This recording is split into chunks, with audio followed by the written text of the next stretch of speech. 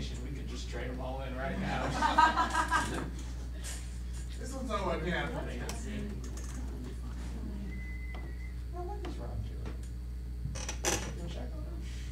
Alrighty, everybody, are you guys ready to get your show started? Yeah! Hell yeah, this is Rob the People, everybody, live at Fourth Wall. We are live streaming. Please welcome your host for the evening, Rob Morris, everybody. Yeah!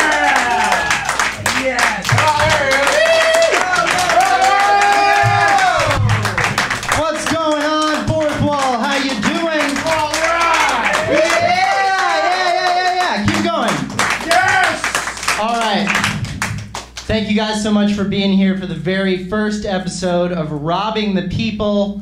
I hope you like the pun. It's based on my name, if that had not occurred to you yet. That's what the government's doing to us. That's what I'm going to do to all you people. Getting robbed tonight. That's what's going to happen. You ready for that? Yes! All right, that's what I'm talking about.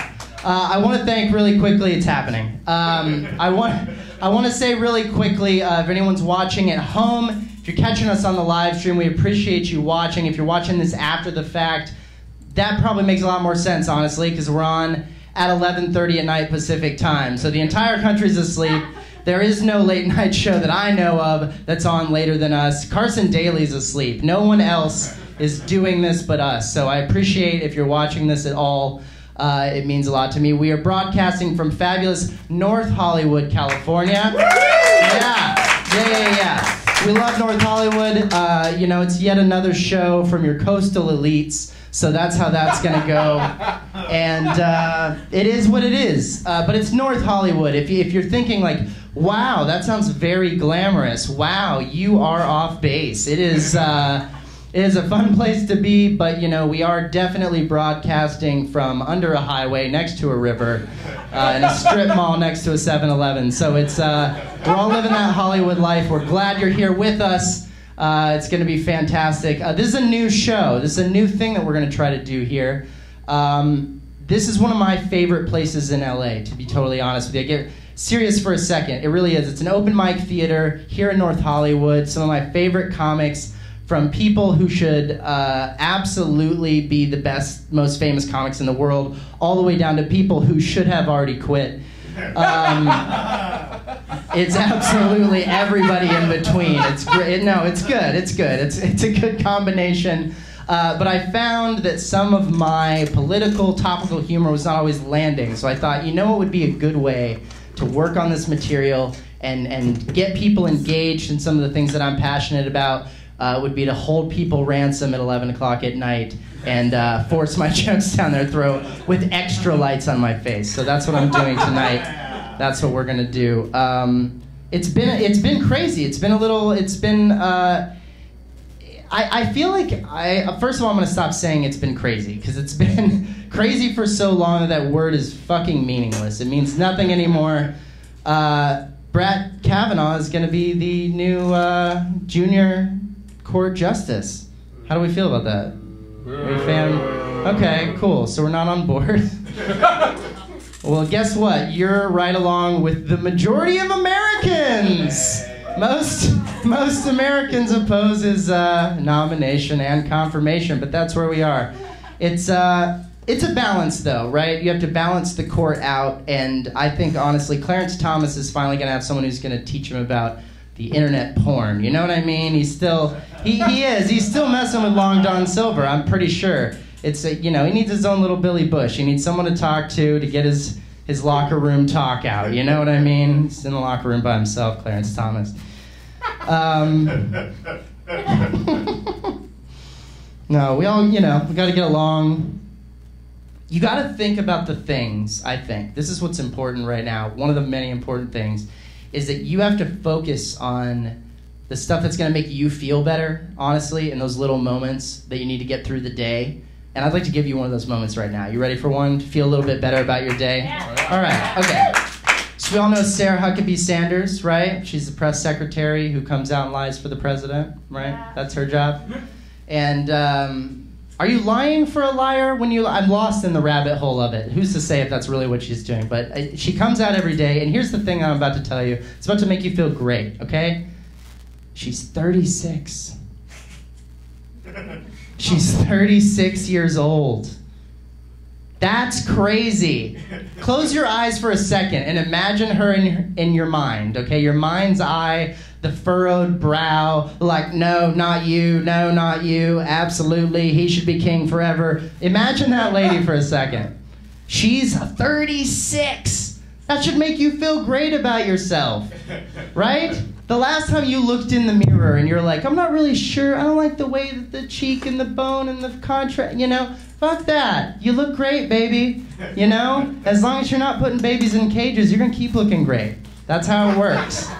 She's 36, I'm 30, and it looks like together we could have been in high school, right? Like, that's the reality of it. This woman looks as though she could have had me in high school. Do you know what I'm saying? Like, it's wearing on her, the things that she's doing. That's the problem. What else? How much more we got of this shit? Oh, we just started. There was one thing that came out of the Kavanaugh hearing, though, that I have to say, it was distressing and depressing, but at the same time, I just got filled with glee, and I don't know how. I'm serious. I don't know how else to express it. Anybody see Lindsey Graham during this? Oh yeah. He lost his fucking mind, like in the most animated, ridiculous way that I've ever seen a senator behave. Like, we remember when Ted Cruz did the like long green eggs and ham filibuster thing on the floor of the Senate, and it was like hours and hours, and that's like, what a fucking snooze fest that was of a tactic. This was fucking spicy. Lindsay was out there. This is a goddamn travesty, and he's a saint, and you're a sinner, and this is, you know, it was like fire and brimstone. We haven't seen that in a while. It was good, but it was over the top.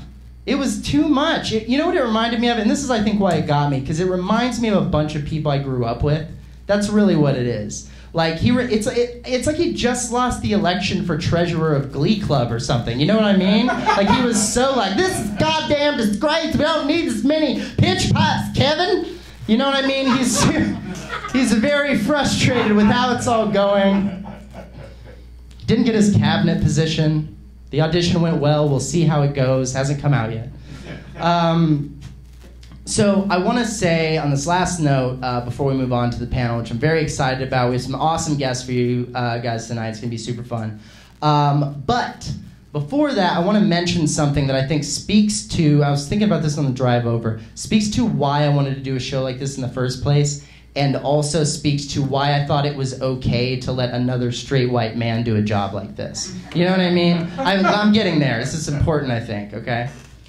My mom used to say, I love my mother very much, I'll say that up top in a non-ironic way. She's one of my favorite people in the world. I think she's really brilliant, and I thank her for everything that she gave me that made me the things I do like about myself. You know what I mean?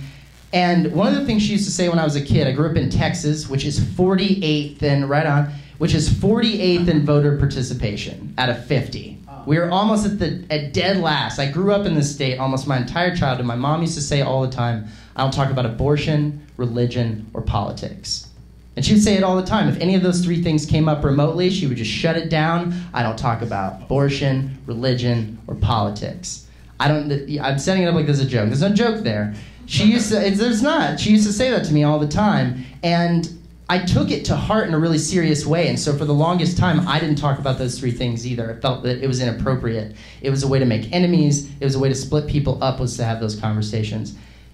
It's been a minute since the last time she said that to me. And after thinking about it a lot and reading about everything that's gone down in the last 2 years in particular, I think the time to be quiet is fucking done. That's my opinion. I think the idea of being too afraid to discuss things because we're worried about relationships that might ruin for us is fucking done. There's too many things at stake now that are at stake because we haven't been talking. And we've been making each other feel as though talking is what's gonna split us up. Don't talk about race. Don't talk about, black men being killed, unarmed black men being killed by police. Don't talk about that. Because you're dividing us up by pointing out the things that are making us struggle with each other. And I could not disagree more. I think it might be one of the only things my mother's ever said I disagree with. She's brilliant, but that one I think she got wrong. I think we have to talk about these things. And I think, yeah, there are experts on TV that are going to talk about it a lot. CNN, MSNBC, Fox, everybody who thinks they know what they're talking about. I've been watching a lot of it, and I'm not so sure they know more about it than I fucking do. So, that being said, and I don't think I know very much. That's where the fucking bar is on this. So that being said, and that in mind, this is Robbing the People. We're going to talk about shit, comfortable or not. We're going to bring people on the stage who do and don't disagree. And we're going to deal with it. We're going to suss it out. We're going to figure out what it is. We're going to be uncomfortable. We're going to have those conversations while doing our best to, like, treat each other with respect. Unless they're being fucking stupid. And then we'll, address that as it comes. I'm kidding. I just wanted to set that up in contrast. I'm very open, and whatever you want to say, as long as I agree with it, and then you can say it on my show. That's how I feel. All right. You guys ready to get moving on with the panel? All right, let's do it. Travis, set us up. All right, everybody, please welcome. Yeah. First show, technical difficulties. Please welcome your first panelist, everybody, Alex Caine. And then, of course, your second panelist. Please welcome Taylor Miller.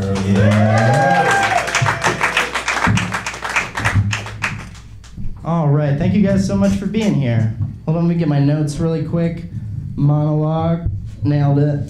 Thanks for having us. Absolutely. We constantly talk about abortion, religion, and politics. Is that the two things you guys talk about the most? I would say since we met up in the parking lot 20 minutes ago, all three of those things have come up. I don't know, did we talk about abortion? We sort of...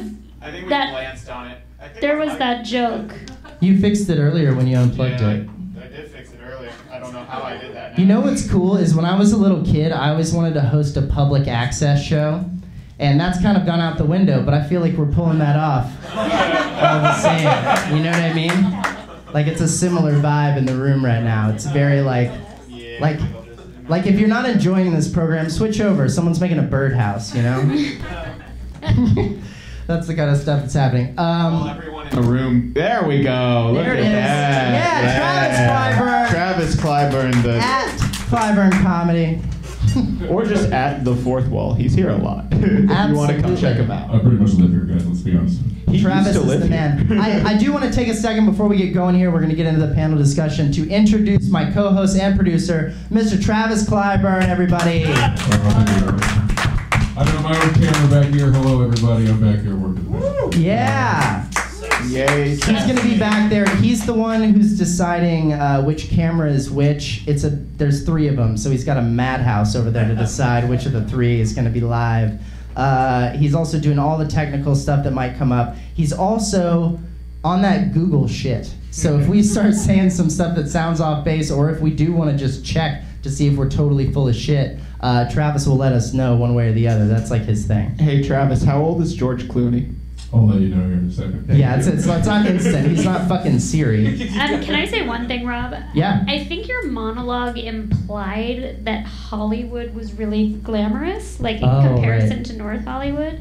And as a resident of Hollywood, I have to say... It's misleading. There's a sugarfish there, but that's like the only thing that... It's like North Hollywood with one single sugarfish. Right. Isn't that kind of a fascinating thing that I feel like when you hear people who don't live in the coastal cities talk about the coastal cities, there's a lot of like glitz and glamour, and it's like, no, it kind of sucks here as far as like we're putting up with the city's problems and congestion, all that crap, in spite, we're here in spite of those things. It's not because it's like fucking great to be here all the time. It's not great to be here. You don't hear comics say that a lot. A friend of mine from Texas moved to Los Angeles, as she said, and came and told me how excited she was, and then went to Bakersfield as if that was the same thing. And I was like, oh, this is going to be a fun surprise for you. Right. Because it's only getting worse from Burbank, where we met up. You know what I mean? Yeah, it doesn't exactly get more enlightened as you head further north. I don't want to alienate anyone. I'm sure we have a lot of excellent Red County viewers. No, I'll get to the first topic in a second, but I want to say really quick, too, that I think it's kind of a fun thing how the three of us met. And it's sort of random how you guys ended up here, because I actually I'll say we met last year doing Uncle Clyde's comedy contest at Flappers. We all got booked into that show, did the first round together, and the three of us were first, second, and third, which is pretty cool. That's right. Yeah. First, second, and third place. We didn't go first, second, and third in the lineup. We went first, second, and third, so it's pretty cool. You guys could have applauded that too, by the way. We didn't win a contest. We won a contest, and the audience could give a fuck. Yeah, no, thank you, Jacob. One person there. It's all good. Who got what place? Oh, we don't have to talk about that. First, second, third. Oh, you got the fries? Yeah. Travis, I won a bowl of fries. Travis, you won the fries, right? I did win the fries. Yes, This is a very inside for it's starting to specifically comedians in the Valley. Yeah. If you win third place in Uncle Clyde's, you win French fries. By far the best prize. Yeah, it's pretty dope, More actually. specifically, a giant bowl of fries. Yeah. Unreasonable amount of French fries. Oh yeah. You end up sharing it with everyone else who didn't win that. Right, it's like a weird socialist scam, right? Sharing is the wrong word. Travis just left it for me. Here's more than you need. I wonder where it's going to end up on everyone else's plate. Here's more carbs than you need. Now give it to strangers and see if they like you. Like, that's all that is. I gave a lot of mine to a pregnant lady. You gave a lot of yours to me, Aw, and I just really started sweet. my diet that I made you day. your diet that day. Wait, a pregnant lady or Alex Caine? Both. Okay. It's the same person. I am a pregnant lady most other days. Also, George Clooney's 57. All right. God damn, this show is You coming are together. the we just applaud worst George Siri Clooney? I've ever had. It takes a while. All right, so let's move from George Clooney, which is a great segue, to talk about voting. Yeah. I want to talk about voting because I have a bunch of little things about this, and this will probably come up a bunch of times as we do this show. We're going to do 5 shows going up to the election. And as we get closer and closer, this was the second date, if I'm not mistaken. The first one was Sunday. Alaska and Rhode Island's registration to vote deadline was Sunday. A number of states were today, Texas included. Third of the country. Yeah. Today's a huge day. I didn't even bother. I was starting to write them down. I was like, I'll just say it's a fair amount because, first of all, by the time we're doing this show, it's too late for me to help those people out and be like, hey, by the way, you missed it. Like, that's not helpful. Not at all. But they're all spread out over the place, and I've seen a kind of a infographic spreading around that kind of shows where all the dates are, and it lets you know too if you have same-day registration and all that kind of stuff.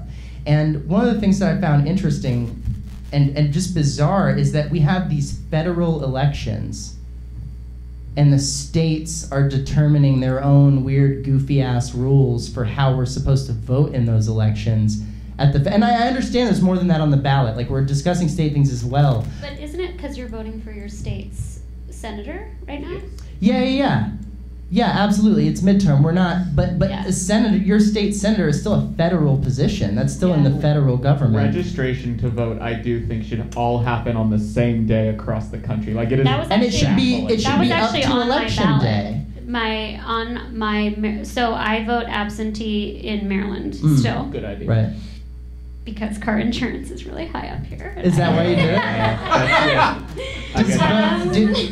Does Geico give a fuck where you I vote? hope no cops are watching this, but Taylor, no one's watching this. There's no way. There's no way. And they're not cops. I don't know. The security guards at my company are big fans of my comedy career. Oh, okay. All and right. they're all guys? Retired cops. So get back to you're work. Watching, Andres. What's up? I love it. That's why they're retired. So on my ballot, I actually already voted. And on my ballot was, do you think we should... Thank you. I was feeling really just powerless, and I was think like, you got I'm just gonna exactly send the it. right amount of support. It was like a smattering of applause. Like, we should all be doing it, and we shouldn't be like applauded for doing our civic duty, but it's done so poorly that fucking thank you. Well, I was just so angry all week that I was like, I can't really do anything other than send in my ballot a month early. Right. So that's what I did. That was the action you could take. It made me feel a little better. That, and I started a political fight on Facebook with Fuck someone. yeah. Yeah. I was telling my roommate, I was like, you know the kids who used to like cut themselves in middle school? Sure, sure. Yeah. What's up? Just for that like momentary release. Like, what's going on now? I'm like, me writing that Facebook comment was me cutting Right. myself. I was like, it's helping no one, No, hurting it's not everyone. Just a cry for attention. But I feel better for 1 second. Right. I'd ask. Yeah, no, absolutely. Anyway, so I sent in my ballot, and one of the things on the ballot was next year, should you be able to register at the poll? Mm-hmm. And I, of course. And I hope that it passes. That's one of the few things that I try really hard to listen to the arguments against things that seem very sensible to me. And they're like, I've heard arguments for gerrymandering. I've heard, and I really do. I try to hear out like, okay, well, your shit became a law and you literally have pulled this off somehow politically. So you therefore convinced a fair amount of people that that's your argument. So, okay, fucking what is it? Let me hear what argument you have for me not. And that's one I've actually not heard. Maybe it's because I haven't done the research. I can't imagine what the bullshit, it's not real, but the bullshit argument would be against same-day voter registration. It's only like 20% of states. I think it's to make it harder to vote. Yeah, Yeah, but you can't say that. That's what I'm saying. There has to be, I understand that, but... Make it so only property owners can vote like it was back in the day. Sure, and I totally understand that, but what I'm saying is that any time that these people take it... Okay, so let's take a different issue, still related to voting. Voter ID.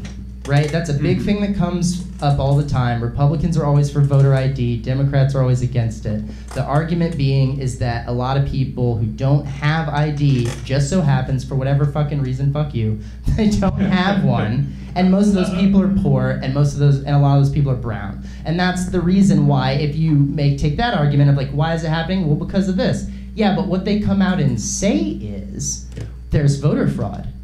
We have to stop voter fraud. And so we have to have these laws to keep people from illegally voting. Now, that's a lie. Yeah, which is crazy. This American Life. Right. Do you listen to This American Life?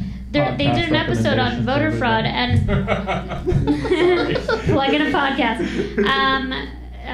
They did go an listen to episode. that, honestly. It's a good podcast. It's Ira Glass. That's fucking love dope. of my He's life. amazing. If you don't know about it by now, what the fuck are you doing on the internet? Well, that's a good point. They did an episode on voter fraud, and apparently it's like a tiny portion. I mean, Yeah, it's not a thing. They small. stopped maybe like 12,000 votes. Like, it's so Yeah. tiny in proportion to the number of real votes that it's like the fact that we even care about Right. it, it's just so tiny. It's not. More people voted for Harambe in 2016 than actual voter fraud happened. Oh my God. That's a statistic I've read It's before. just like a totally unrealistic thing to be afraid of. But that's their thing, right? That's their thing.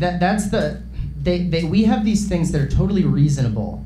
And, anyone who agrees with themselves says that. But right? But that being said, we have these things that we're like, hey, look, everyone should be able to vote. It's one person, one vote democracy, right? Like basic shit. We're like, that's the argument. And they use these arguments that are founded by minute statistics that they inflate to be something else. They just been doing the same thing with the false accusations in the Kavanaugh trial. They're like, well, Donald Trump just said, it's a dangerous time to be a young man in America. Well, Because people are going to get falsely accused. We've heard a barrage. 2%. It's 2%. Is it even that high? Yeah. Among reported cases, which is, as we know, Yeah. minuscule in amount that Yeah. takes place. It's So ridiculous. the idea that we're like, oh man, we got to start freaking out as dudes because we're all going to get falsely accused.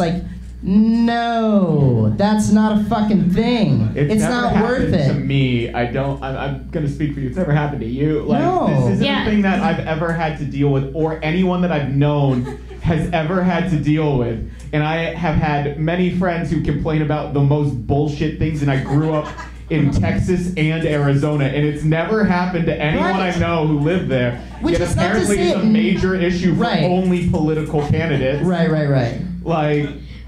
Yeah. Yeah. Voter fraud statistic for you guys. Since the year 2000, there's only been 44 reported cases. Jesus Of- Christ, I said 6,000 out of people voted for over 1 Harambe in billion, 2016. Yeah. But then there's also been over 1,000 tightening of voter registration laws since 2001. Good. Right, right, which spans across all sorts of different things, from voter ID to the gerrymandering. Like, and that's the other crazy thing, is that it's not even a debatable thing anymore in these places. The two places I've voted the most so far, including California now, are Texas and North Carolina. And both of those states have had cases go before the Supreme Court that found that they fucking gerrymandered the districts based on race. No, there's no doubt. It's like the Russian collusion. Jury's not out. We're not Jury's confused. fucking in, and they cheated. Like, I read a thing a while ago that North Carolina's voting restriction is worse than any country on earth or something. yeah. It's also they got it's rated crazy. below a democracy. That's what happened. It's It's like a crazy to be dictatorship. scared of voter fraud because it's really fucking hard to vote. Like Yeah. when you think about Right. it, I have if a you work lot to say full about time, this. like it, So like ridiculous. it's not cost. If you work and you get paid hourly, Right. voting costs money. You have to Absolutely. take off work. You have to stand in line. If you vote remotely, you need a stamp. In the 2016 election, I didn't have stamps, and I was like, I just don't have a stamp because I'm a millennial and I haven't sent a letter since my fucking bat mitzvah. Like, why the fuck would I own a stamp? Right. And then I was like, wow, I have to get my ballot in by Friday. I work full time. I have to get to a post office. And I was like freaking out. I'm like, this is such an important election. And thank God. Here you are, someone who's trying really hard. This is someone I want to vote. I have an ID. Right.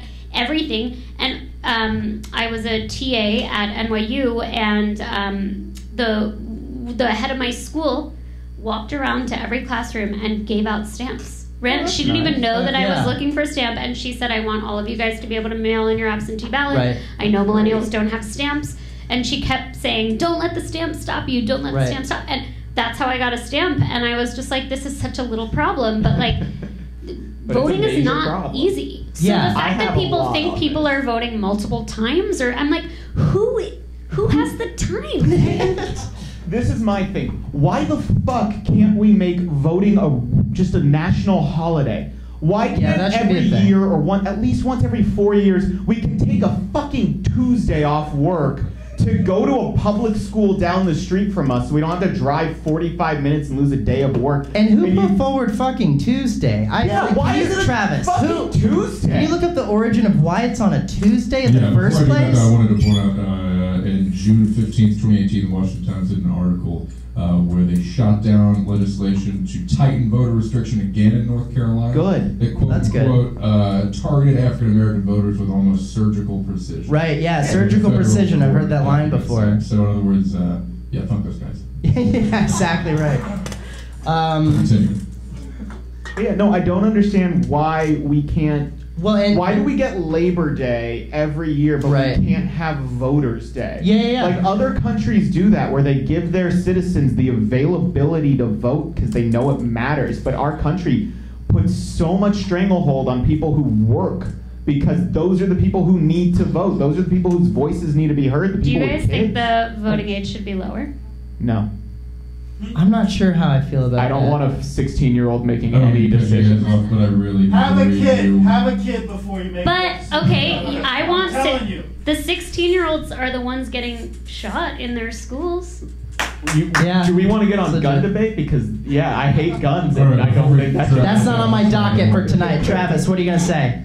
Yeah, okay, this is why we vote on Tuesdays, everybody. In 1845, the United States was largely an agrarian society. Farmers often needed a full day to travel by horse-drawn vehicle to the county seat to vote. So Tuesday established the day. So they got a day off work then? So Bullshit. that's Why like did that they they take take a that? full day to They got travel 2 on days off work, Monday, and bitch. They would get to the polls by Tuesday. Right, and they'd have to that's- ride back. You know what's happened since All right, so I guess voting has gotten 1845? easier since 1845. Yeah, it's gotten a little The easier. internet has happened since Like, 1845. yeah, my Cars stamp have issue happened. now seems. No, so that's a good little segue, bit. actually. I want to move on to our next topic because we only have so much time, but I do want to move on to the next thing. That's a cool segue, actually, because there are a bunch of old vestiges of a very different era of this country that have held on, that basically the people who were living in the cities, who were making the were spending the money. I was gonna say making the money. The people not in the cities at that time were not the ones making the money. The farmers were making the money, but the people spending the monies and writing the fucking laws for the government, right?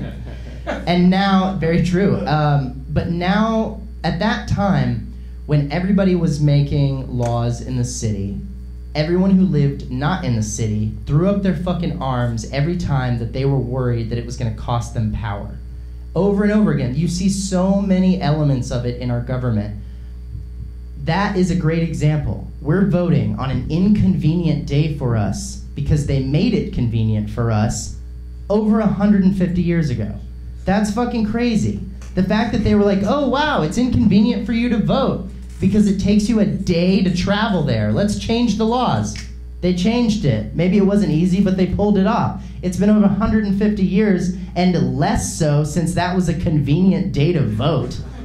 And we've done nothing about it.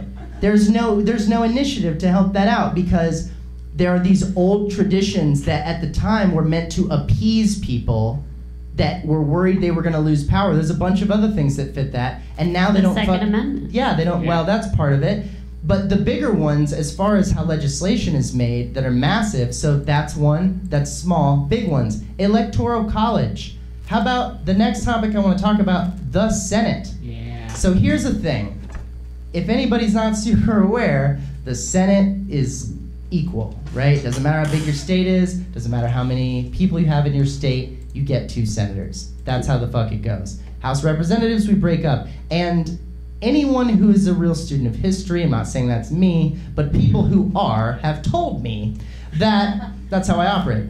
That along with the Electoral College was a number of things that basically the slave states were like, look, most of our people we don't count as people.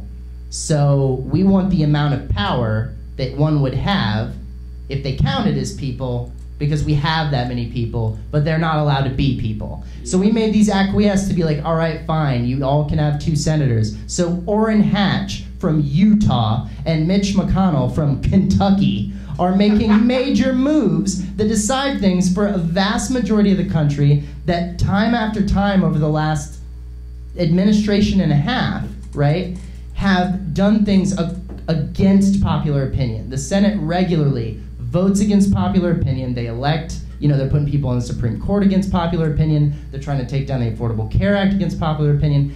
They no longer represent us. Am I wrong? No, you're very right. I think you're right. And Alex, I think you might be able to relate to me. I was a nanny. I'm currently a nanny. Because my life is stagnating and hers is just like running. Thanks for pointing that shit out. Okay. WME bullshit now. So I used to be there. You're there now. Talk about that. It's very eye-opening when you have to explain what's happening to a kid. Oh my God, it's horrifying. So I was a teacher. So I was nannying the day after Election Day, and this 5-year-old girl was saying, like, Hillary lost, and I was like, yeah, dude, I'm super upset about it too. And she was like, but she got more votes. That doesn't make sense.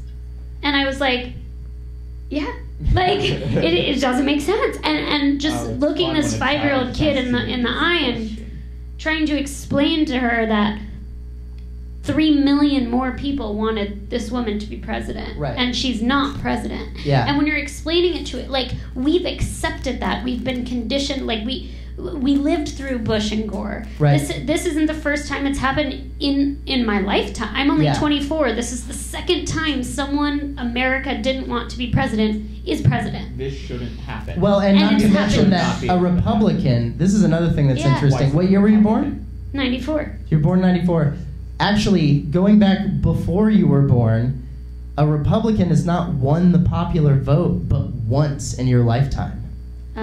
2004. Yeah, only Bush the second time. Yeah. Yeah. And that's because Kerry was just a fucking brick wall. That and 9/11 had just happened, and we were like, we're not totally trying to change our president right now. We just got attacked. Like, the country rallied around, like, I don't know, he said he'd handle it.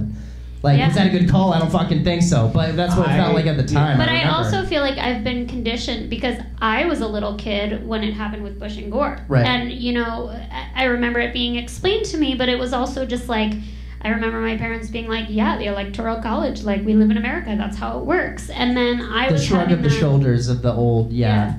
And then I was explaining it to this 5-year-old kid, and I'm like, when a kid is asking you questions and they're new to the world and they haven't been conditioned to just take it, oh, yeah, this is how our country works, they're like really trying to understand it. I was just standing there being like, it makes no sense and it's not fair. And like, you're never in another place where you take a vote and everyone raises their hand. Like at recess, it's like, it's not like who wants to play tags. You know, more than half the class raises their hand, and you're like Right. like every other vote. That's works. how my school was. Actually, that's fair. There was like, who wants to play tag? Guess we're playing kickball. Like, fuck you. I've had this problem in a way, being like, where the kid's like, how come Wyoming has a vote? And I'm like, I don't fucking know. Like, nothing against Wyoming. But I'm big on a point I keep hearing, which is, why are there fucking 2 Dakotas? Are you kidding me? Why? What we 2 should Dakotas? do is That's merge crazy. like Montana, the Dakotas, whatever's south of Montana, because I don't actually know geography too good. Right. Just like put half of those states and make them just one big state, and then be like, okay, you guys are all gonna hate abortion anyway, so you guys are agreeing on There you that go. shit. I'm We'll just go low-key Game of on Thrones board. style. We'll call them the North. Yeah, it's the white North. We'll just call it that. We'll just send all of these people from like California. We don't want voting here. Like most of Bakersfield can go there. Ventura. Most of Ventura can You're go there. looping in parts of Southern California to Yeah, this. This we is can becoming a send lot of the half country. Oregon over there too. No one would notice. No, I think in LA though we think we live in this bubble, but you drive 45 minutes away, and I learned from doing comedy, Ventura Comedy Festival. no. I hit him with a super dark joke about we don't need to go there, but it always lands in LA. I told it in Ventura, and I was like, oh my God, there's Republicans in the audience. Ventura does not We don't like get that at us. Flappers. Ventura does not like LA. Yeah. But that's not even, that's interesting because, yeah, it's true, and it does feel like a bubble. But, and this is another thing I want to bring up in this first episode. First of all, did you say you're from Maryland? Mm-hmm. Okay, so you're from Maryland. Alex is from Texas. I'm from Texas myself. Travis is from Ohio. Unfortunately. But Yeah. it sounds like Kentucky. It's Southern Ohio, Caine. Things are looking up in Ohio, though. The Browns just beat the Ravens. Oh, Yeah, fuck, the you second lost coming me. is nigh. Looking up in Ohio is not how good the Browns are, it's if the river's not burning that day. No offense, but that's happened 4 I feel times. like the Browns winning I don't is a live good by sign. All right, we're moving on to the last thing. Okay, this is a thing I feel like I've heard a few people start to wrap this up in a cool way. Not a cool way, 'cause it's not a cool topic, but I've appreciated the way that it's been summarized by, I think I saw Trevor Noah do a thing about this and Jim Jeffries do a thing about this. And it's this idea that there's this trend that I hadn't put together until people started putting it in front of me, which is that this group of people that, I get shit every time I'm on stage as a comic and I have a joke about straight white men. I always have people afterwards that go up after me that are like, wow, guy hates himself. And it's like, no, I hate everyone who looks like me who's making me look like an asshole. That's what it is. It's not like a self-hatred when I talk about straight white men. I'm not like beating myself up. I'm saying there's a massive problem, a number of them within that group of people, and it drives me insane as one of them. And I'm saying that a thing I've noticed is this adoption of victimhood. And specifically, anytime a group of people that does not fit into that category comes out and says, hey, I'm feeling an injustice, a gross misjustice that is happening amongst me and a lot of other people like me, there's no end to the creativity to which straight white men will find a way to make it about themselves. Hashtag Blue he lives too. matter. And that's the one I just saw the other day. He too. Hashtag he too. He too. Fuck you, dude. Are you serious? So those who don't know, Yeah, hashtag fuck that. he too. I'm not Alex sure. is gonna mansplain hashtag Yeah. he too. I'm about Yeah. to do everything good about white men. All right. So hashtag Tell me too. me. I've run into this a couple of times from people I know because, yay Texas. So hashtag #HeToo, which I think might have possibly been like a joke for a minute, but did not end that way so far. Basically, are people saying, my son was so good to women and then he raped a girl and now he can't get laid. Hashtag #HeToo. And it's like, no, that guy just is a douchebag. Like, that's not a good person. Or they're like, my son's afraid to talk to women now, or I'm afraid to talk to women now. Hashtag #HeToo. No, just grow up and accept that worlds are getting better and that women are equal and you should talk to them like human beings and not an object of your goddamn affection. True Yeah, shit. I have to say. Now I'll let the woman talk. Go ahead, sweetie. It's only funny because we all know Alex is the sweetest guy in the world. And those who are streaming at home are like, whoa! Yeah, I just took a hard left turn there. I told you, differing opinions. That's what we're doing here. It's Taylor? This is a heavier note, but I think women are really hurting right now. Like, Yeah. which is, you would think is obvious, but I don't even think I realized it to the extent that it's happening. Like, I just think anxiety and depression right now, like for women and maybe for everyone, is just crazy. I've had 5 friends ask me this week for a therapist recommendation, saying my Wow. anxiety has gotten so bad.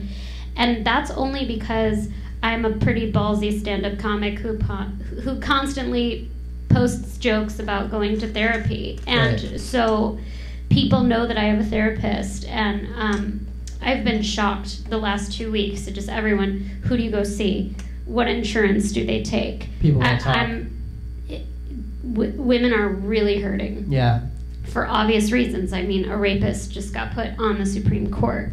right. And I think men feel, maybe, some of these men that we see, like that Trump is talking about, feeling victimized, that's how women feel all the time. Like, if you Right. guys are scared, welcome. I mean, yeah, that's absolutely. Tonight, we're in like a pretty dark and unlit area, and I remember texting Alex. I was like, can I park outside? Can I park in this space? No, you're gonna get towed. I was like, well, I don't want to park farther away from this parking lot. Right. Like, you don't realize just being a woman, like, most women are smaller than most men, and that's just a thing. So Right, that of is course. just, you're just sometimes scared, and I don't think men understand that, because there's not like that innate fear just in you. Like, it's just little things that I'm like, oh, men don't understand this thing. I was going on a first date last week, and we were trying to pick a bar. I'd never met the guy. It was an online date, and he was like, well, I'll pick you up and we can drive to the bar together. And I was like, no, you won't pick me up. We will meet at the bar. Like, you could murder me on the way there. Like, and Yeah. he's a nice guy. He wouldn't have murdered me. Well, he's not a nice guy. No, he would ghosted have. me. But, Anyone who just offers a ride like that is fucking horrifying. I don't like that. and I was just like, but I've had nice guys be like, well, why don't I just pick? It doesn't occur to, like, that fear is always in women. And when I was reading it to my coworker, I'm like, oh, he wants to pick me up. She's like, no, he's gonna kill you. Like, it was both of our first thought. We're always thinking that. Right. So if you're scared that a woman might make up that you raped them 30 years ago, like, okay, well, we're scared that we're gonna get murdered constantly, Right, which right, I right. think is a more rational fear. It happens more often, and it's just like scarier. I think getting murdered is scarier than getting falsely accused of sexual assault. Probably. I'll second that. I'll go Probably. so far as to second that. Absolutely.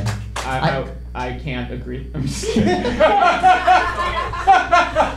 That brings me to my last think point. what- Alex hates women. As someone Thing who over hates here. women, I think they've had it too easy. Okay, I but bail can't Alex finish out my real fucking quick. joke. Yeah, that's not happening. There's one thing that I did forget to mention about, and this is not directly related to this, but so Susan Collins, who was the deciding vote on the Kavanaugh hearing, I thought you meant the author of The Hunger Games, and I was like, where are we going with this? Not there. That's his other show. Now it's where we're at. What do you guys think of The Hunger Games? Hey, who shows this? God damn it! Well, I would We argue gotta- that it was 2 people. You could make the Yeah. argument that it was on Manchin and Flake and Yeah. a few other people, but they came out fairly early, and the last one we heard about was Collins. So that's why I say deciding, because once a lot of the math was out, she could have made a different decision, and it would have at least been not enough to confirm. Point being, she came out and made this really impassioned speech about how she thought Roe v. Wade is going to be fine, and a bunch of other issues that people are worried about with Kavanaugh are not the issue, and she finally voted yes. There was a massive threat, so to speak, made to her before she made that announcement that was like, look, if you vote yes, we will start a crowdfunding page for your opponent. And she voted yes, and in a very short number of days, doesn't matter how quickly, they raised $2 million for her opponent. The site crashed. Yeah, exactly right. Now, she came out and likened that to bribery.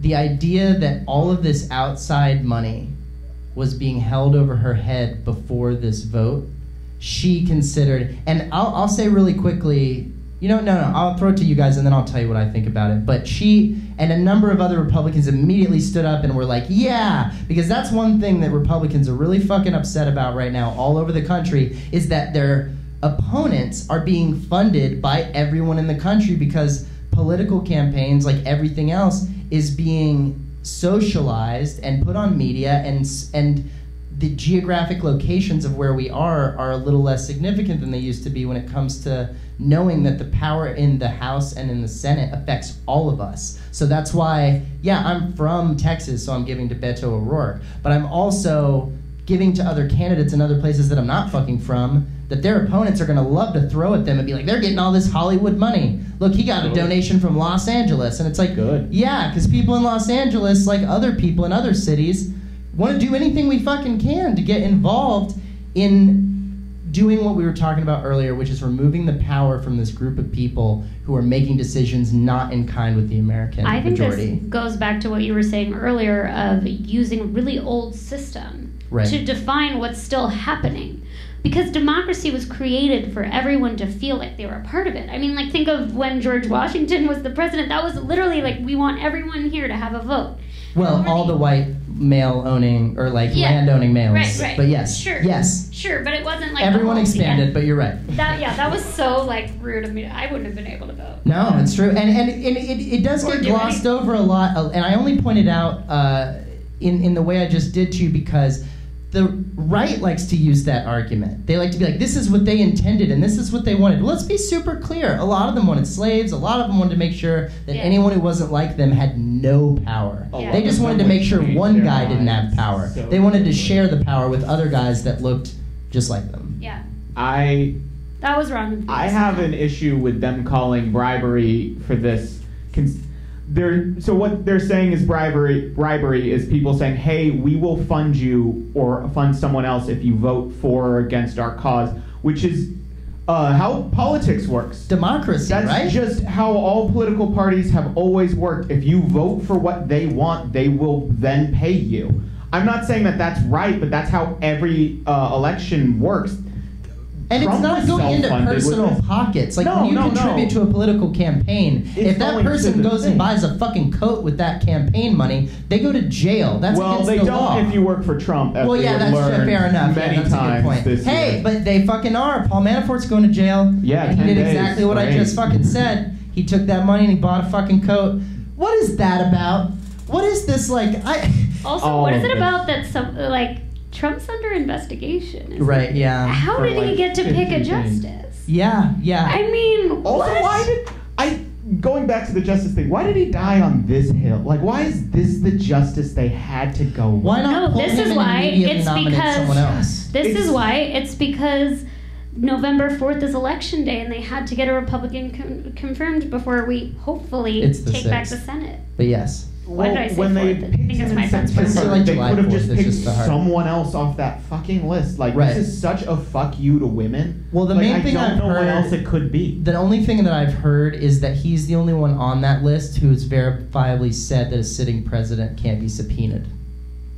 Bullshit. He should be subpoenaed. Right, but I'm saying if you're Trump, that's your fucking guy. Fair enough. You know what I mean? I don't know who else is on that list, but all I know is the creator of that list went on MSNBC and was like, yeah, I don't think there's any difference between any of these candidates. The judge who retired.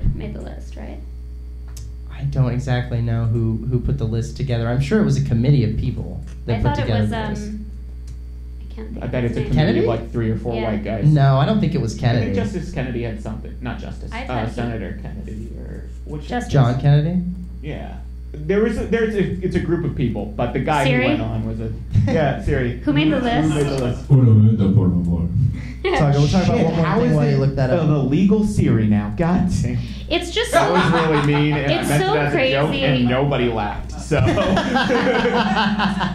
it's so crazy to think. I think it was a little bit of an easier process, like getting a justice confirmed, than it would be getting someone to work at my company. Like, I can't imagine. I work at WME, and like, granted, we're not perfect. We're close. But I do think if I sent my friend's resume to HR, and then people came forward and said he sexually assaulted me 30 years ago, I don't think they would continue the interview process. Yeah, no, that's generally true. Job interviews are often derailed by sexual assault allegations when they're not for the federal bench. Like, if you steal a pack of gum, you can't Right, yeah. continue the job. It's just crazy to think that he got a seat on the court. He Well, couldn't be especially a after Merrick contestant Garland was on the stalled out. Oh, sorry. He couldn't be a contestant on The Real World right now. Like, there are more. Kavanaugh? Because he has any sexual assault allegations. He's a gambling addict and an open alcoholic. The Real World would be like, nah, you're not party enough for us. Like, Wait, what's this thing about gambling? I don't know about that. he's a gambling addict. That's a thing? Yeah. He's a hardcore gambling addict. I There's feel a like lot I of haven't emails taken about my it. fucking eyes off the TV with Kavanaugh. I've No, not heard the there's a gambling whole thing. lot about this I believe- gambling. yeah, sure, it could be the It's back. I think it's something he even sought treatment for at one point, but it was back before. Well, I guess during a bunch of his rapes. I don't really understand him. Oh, and here's another thing that I have He to was a say, gambler. just for absolute black and white clarity. He is not a convicted rapist. Yeah, but he's still Do a I think he rapist. sexually assaulted the people that have come forward? Yeah, I do. But we call people rapists after they get charged in a federal Yeah, case. I'm I gonna really call do him think a so. rapist because he's sitting on the Supreme Court and he's a rapist, and I don't want to respect him any more than that. Like, All right, I understand he where you're doesn't coming from. deserve due process if he's just gonna skip over it when we try to give it to him. Like, that's not fair. Yeah, but it's a different kind of due process. It wasn't a criminal trial, you know, and it's like, you know, at this point, do I want to call OJ a murderer? Yeah, Yes. I do, 100%. Yes, I will call OJ Yeah. a murderer too. I will make 100% that think he's a stand murderer, as well. but then again, I'm not While saying we're that, at it, Hitler was a bad guy. But no, that's not the point. Mussolini, not my Alex, favorite dude. That's not what the fuck I'm saying. And I'm not saying that just because someone hasn't been convicted of a crime that they didn't do it. I'm not saying that at all. There are so many people who do so many terrible things and not only either don't get reported or they do get reported and they get fucking let go for some bullshit reason because they're a cop or they're somebody's kid or like whatever the fuck, or they're Brock Turner or whatever the fuck that, you know, like that kind of stuff. I'm not saying, but I'm just saying, like, I don't know. It's tough. It's tough when we literally are listening to a he said, she said, and I believe what she said, and I do not believe what he said, but that's my opinion, and that doesn't make it a fact. Am I wrong about that?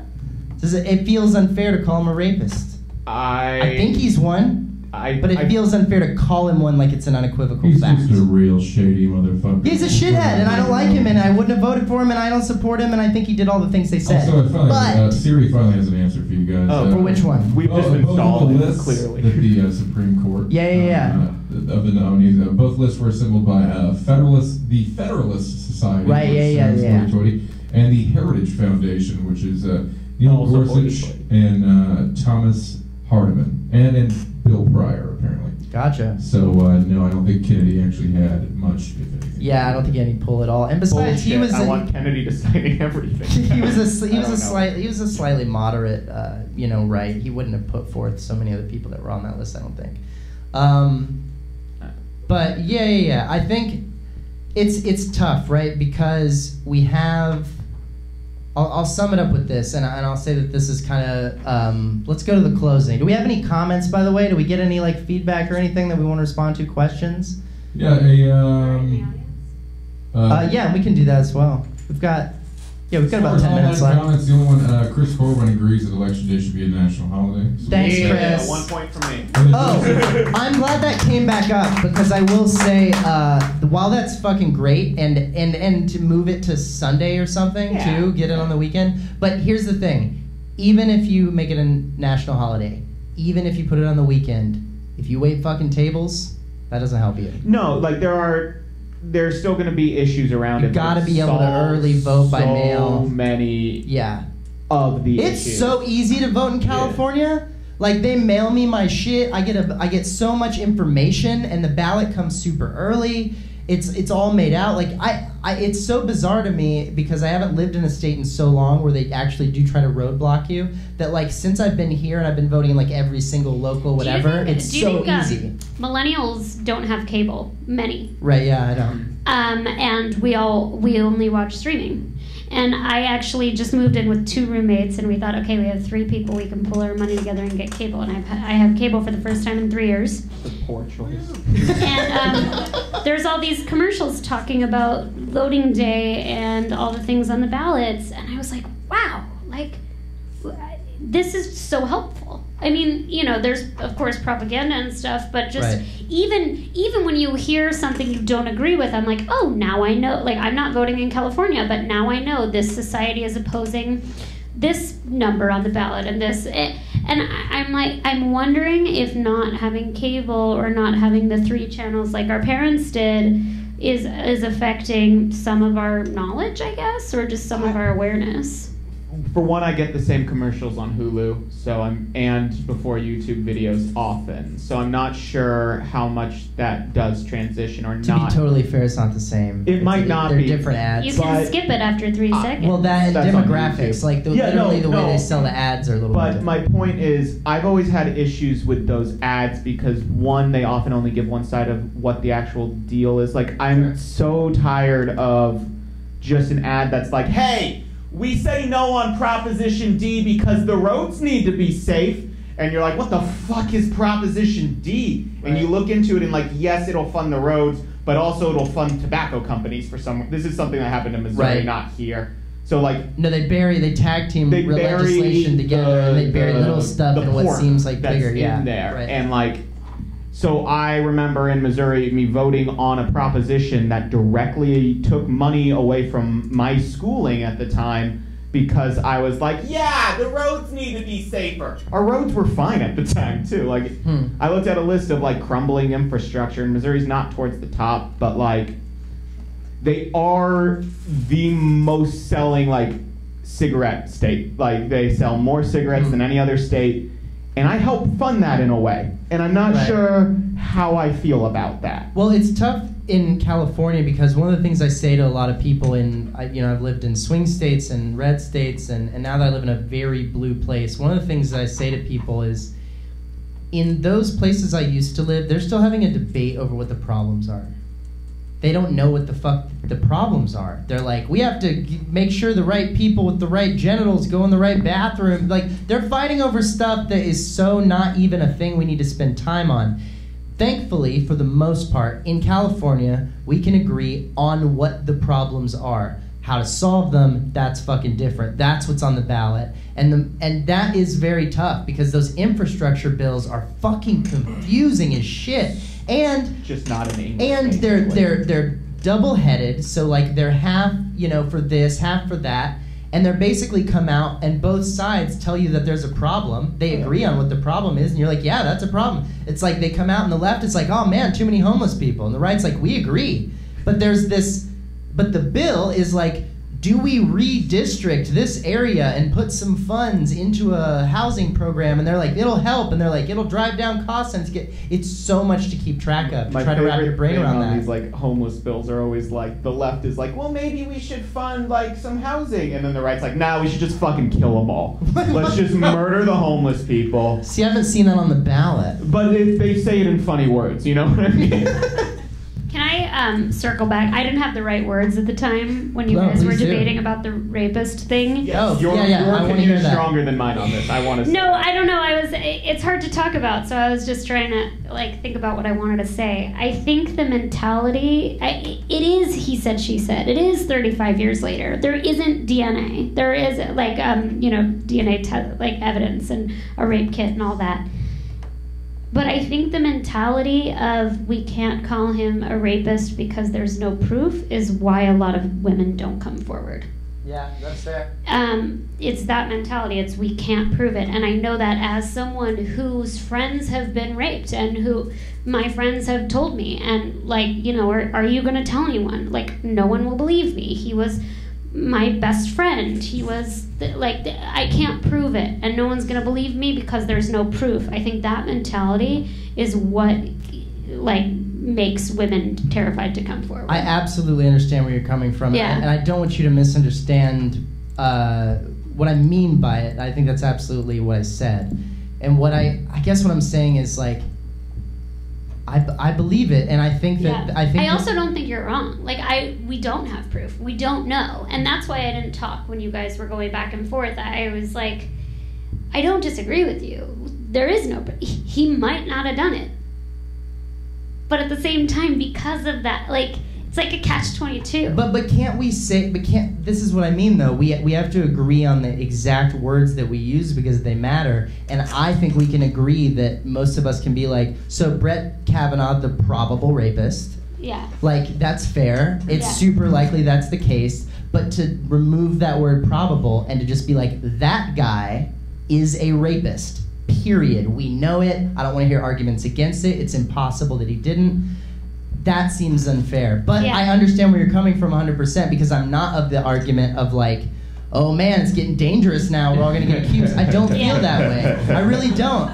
I don't feel that way, and I hate to hear the arguments that I'm kind of saying twisted into boldly taking that stance, which is not my point.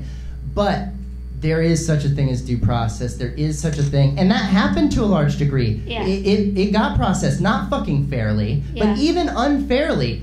I heard it all out, and as an individual voting citizen, I was like, fuck that guy. She's telling the truth. That guy's fucking lying. Yeah. I know guys who lie like that and do stuff like that. And his temperament, I think. Yeah, it was absolutely unacceptable for a judge, period. Not the Supreme Court. He's a federal judge now, and it was totally unacceptable for him to behave that way. I think he's in a very interesting world that we haven't seen before, because the OJ trial was very much this. He was in front of a jury of his peers, which would be the American public, and together we all said, yeah, that guy's guilty. Right. Just they didn't agree with the 20 old people who had the deciding votes didn't agree with most people.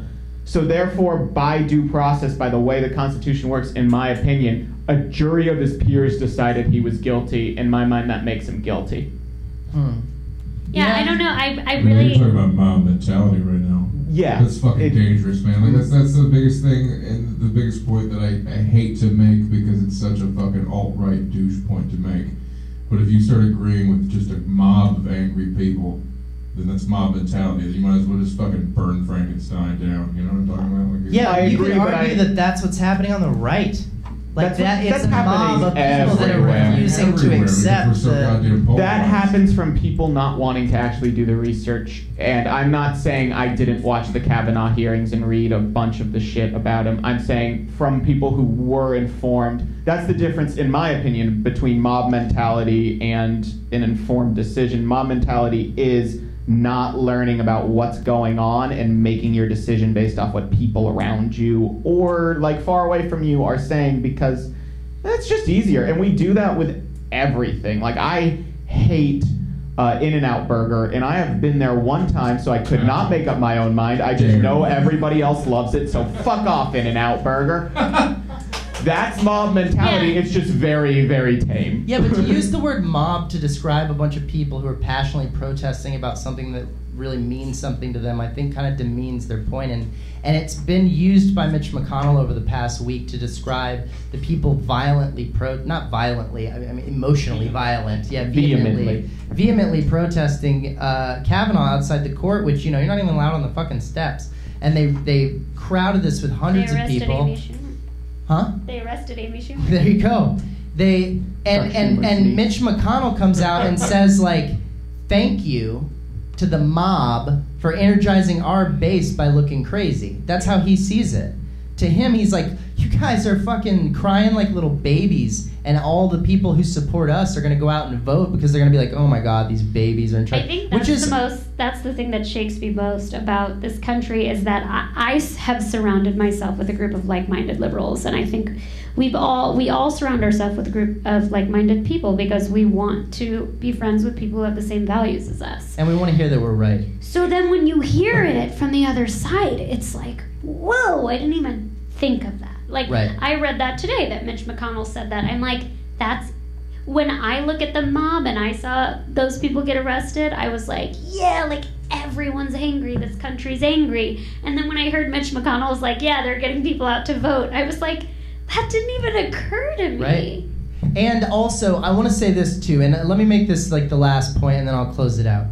The idea, and it's everywhere right now, right? Mitch McConnell is a fucking brilliant strategist. Brilliant. He's a turtle, and he's an evil Terrifying. man. But turtles are adorable. How dare you do that to turtles? For an evil turtle, for an evil old Kentucky turtle, that man is a brilliant strategist. And what he's doing right now is the only fucking card they've got left to play. They got what they wanted, and if they want to get anywhere in the midterms, that the chance of keeping the fucking house is like not happening. It's very unlikely. Don't jinx it. Yeah, sure, but I thought Trump wasn't going to win. I put money said, on him losing, so I'm not saying anything about what might happen. I put money on him winning, actually. I want to fact check something real quick. Mitch McConnell actually not a turtle. He's actually a Russian box tortoise. Oh, thank you so much. No. And that's why we have Travis Clyburn on the fact check. That's why he's here. 100%. I appreciate Still that. feels like an insult to turtles. So let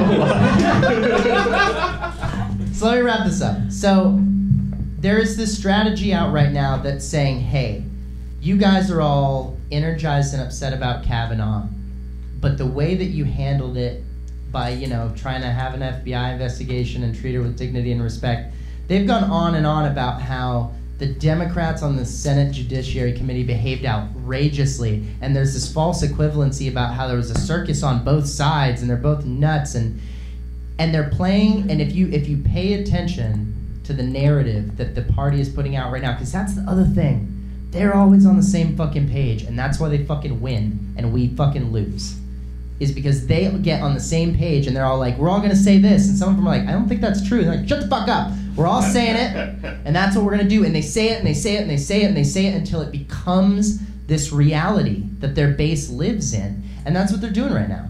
They're doing it right now to be like, oh my god, oh, Dems, thanks so much for acting like a little bitch up there. That was great. God, the Republicans are gonna be so energized. They're gonna be so psyched. That's, I honestly don't think fucking real. My estimation is that that's not real, because here's what happens. When you get a victory politically, you stop. You chill out. Like, that's what, it just happens. Kavanaugh, I really think, is not going to be this big push, but what it will do is give them this opportunity to say, hey, it's going great. Everybody, no, seriously, everybody's energized. We got Kavanaugh in, beers for Brett. We're going to fucking rock this midterm. It's all going awesome. Everybody say it's going fucking awesome, okay? Everybody say it.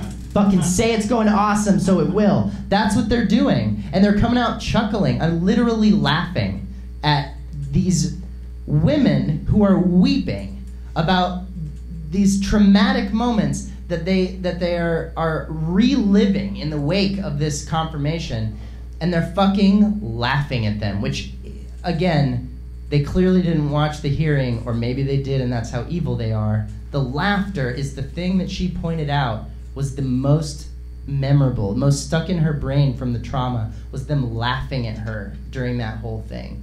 And now everybody's laughing at all of these women who are saying enough is enough. And honestly, I don't think they're gonna keep fucking laughing, man. I think it's gonna, again, yeah, of course, everybody's gotta vote, and we've all gotta participate in this and make sure that it happens. I'm doing my part. I hope anybody who's watching this, if you're not registered to vote, register fucking now. If you can't do it online in your state, find out if that's a thing. A bunch of people in Texas tried to register online. That's not a thing. you have to send in a ballot. But Texas can't register anymore. I'm pretty sure they're yeah, no, they're off done. today. They're closed Yeah. now. But I'm saying like they'll send out these things like they did in the remember in the 2016 election they were like you vote by text, and it was like what? Mistake. Trying to get people to convince people that they'd already voted in a way that doesn't count, and it's happening again now. So we have to participate in it. But I'll say this: thank you guys so much for being here, and let's all continue to talk about this stuff and participate in this crazy system that has gotten away from us and gotten out of our hands. So thank you guys for coming to Robin of the People, and we will see you next week. Thank you to my guests, Taylor Miller and Alex Caine, Travis Clyburn. Thank you guys all for coming out. So you have